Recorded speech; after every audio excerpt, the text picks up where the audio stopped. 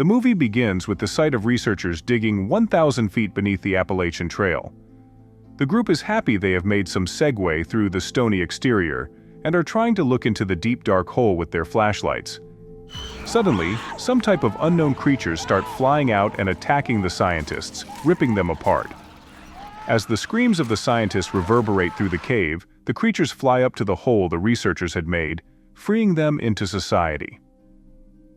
The scene changes and we are taken to the city where Allie, a deaf girl who lost her hearing due to a car accident, is heading out of school while a group of boys make fun of her.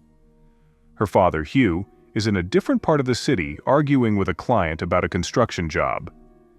After his meeting, Hugh and his partner and friend Glenn leave the trailer discussing the disappointing client's behavior and how they can't afford to lose any more business.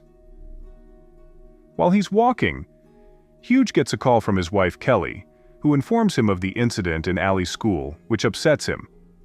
After school, Allie is walking home when she is surprised by her boyfriend Rob, who tells her that his parents are taking him to look at cars the coming weekend, which she congratulates him for.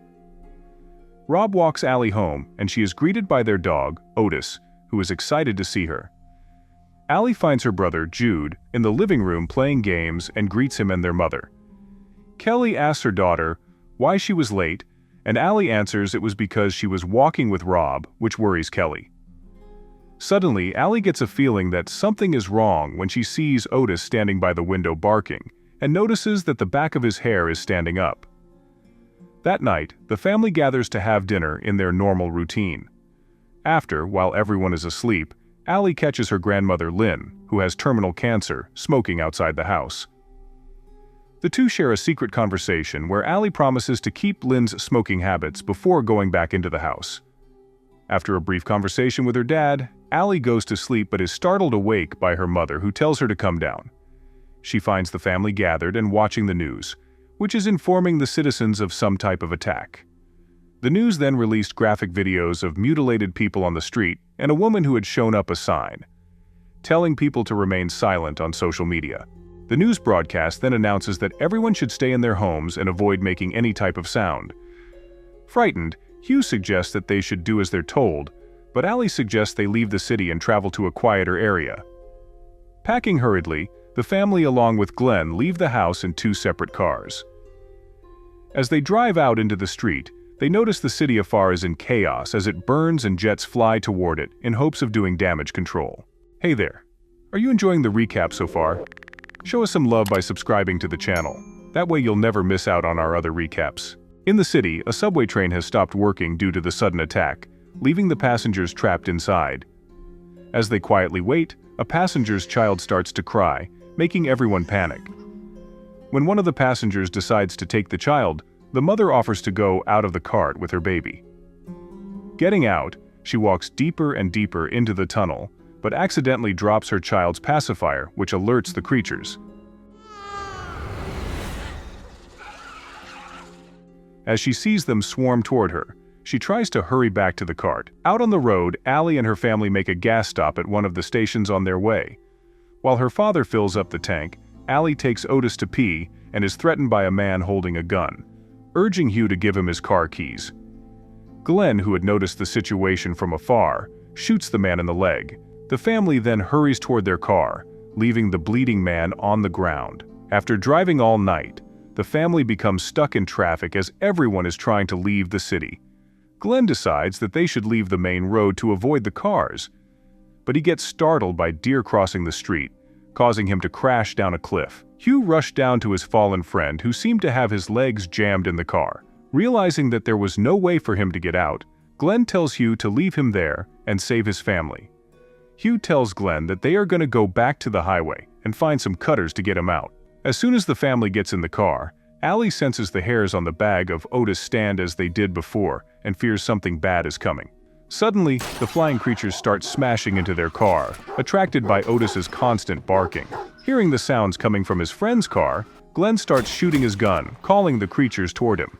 As he hears his friend's screams, Hugh knows that the only way for them to survive is to get the dog out and opens the door for Otis.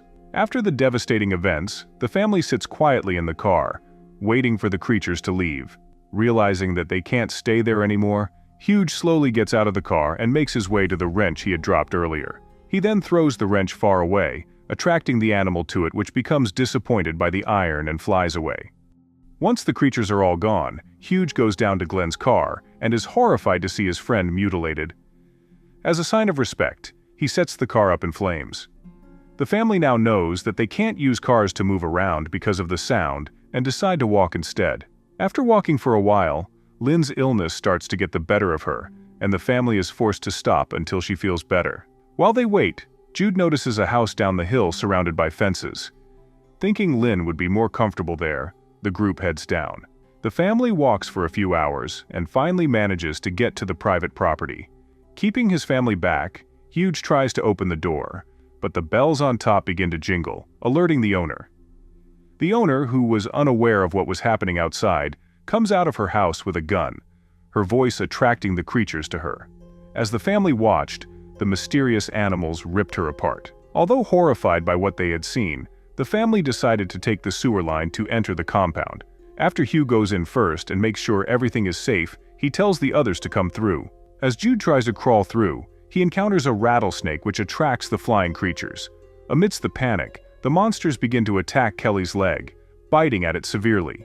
In hopes of helping his family, Hugh turns on the wood chipper, which causes the blind animals to fly right into it. Carrying Kelly into the house, they lay her on the sofa while Lynn takes care of the gnawed leg. While everyone sleeps, Allie calls Rob, who tells her that his parents are dead. While begging him to come to where they are, the connection falls through and they're disconnected. The following morning, Allie found out that people were becoming irrationally religious, killing people who were non-believers. Meanwhile, Lynn checks Kelly's leg and finds out it is becoming infected. After Lynn informs Hugh and Allie, they decide to leave and find some antibiotics. Slowly opening the gate, father and daughter leave the gated compound and are shocked by the sheer number of creatures everywhere. Hiking all the way to the nearest town, which was now completely abandoned, the two head to the drugstore and are horrified by the carnage. While her father is looking around to find the drugs, Allie discovers that the creatures had laid eggs inside all the people they had killed. As she looked closer, one of the eggs burst and splashed goo on her face. Startled, she makes an unconscious yelp that attracts the creatures in the room. Standing really still, so as to not let them hear anything, they devise a plan to get out of the place. Slowly lighting a mop on fire, Hugh raises it to the ceiling, causing the sprinklers to go off, which affects the creatures' hearing. Keeping their heads down, father and daughter hurry out of the pharmacy. As they're heading up the street, they see a man wearing a priest's outfit and watching them with his hands extended. Standing in front of them, he took out his notebook, which had a writing that asked them if they wanted to join his church. Realizing that this was the church she read about that morning, Allie signs to her father, which makes the Reverend's eyes light up, seeing her as their savior. Avoiding the man, the two continue their journey back to the family. Once they get home, they provide Kelly with the medicine, and she starts feeling better and is even able to take a bath. Allie searches the internet and finds out news that the creatures are unable to survive in the cold, so people are migrating to the Arctic. A few minutes later, Allie returns to her father and tells him that the Reverend they had met the previous day was outside their door. Frightened but resolute, Hugh goes outside to speak to them. Using his journal, the Reverend urges Hugh and his family to join them, but Hugh refuses. When his tactics don't work, the priest asks Hugh if his daughter is fertile, which puts him on edge.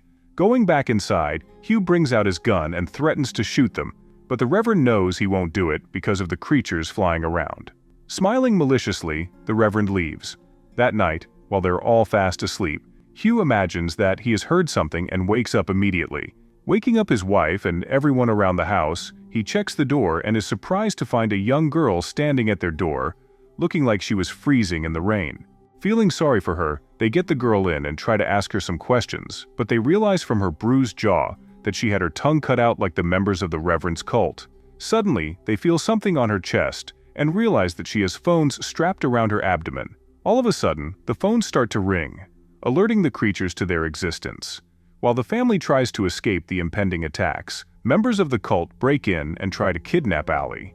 While the others fight them off, Lynn sees the men try to carry Allie off. In hopes of saving her granddaughter, Lynn tackles the men, and as soon as Allie escapes, she begins to scream, calling the creatures toward her and the assailants. Allie and the family watch in horror as Lynn is eaten alive, crying with devastation, unaware that the Reverend was close behind. With a knife against her throat, they force Allie to go with them as her family watches helplessly. Suddenly, the family rushes to the men taking Allie, using the knives they had found in the house. Even though they manage to take them out, Hugh is severely hurt after the Reverend stabs him on the side. After getting his wound treated and healed for a bit, Hugh takes what's left of his family and heads north, where a refuge was rumored to be and where the creatures could not survive.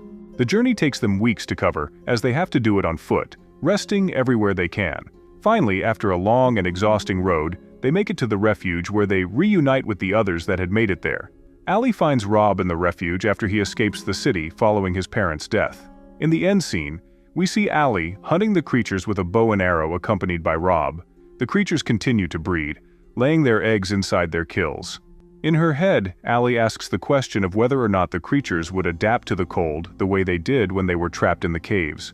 She also ponders whether it would be humanity that would ultimately adapt and acclimate to the eerie silence that now enveloped the world, reflecting on what had always set the human race apart from other creatures. As she contemplates the uncertain future, she realizes that the fate of both species hinges on which one embraces evolution first, for in the end, it is the ability to adapt that will determine who triumphs in this new era. That's how today's recap comes to an end. I hope you enjoyed the video. You will definitely like the video I suggested for you. See you in the next one.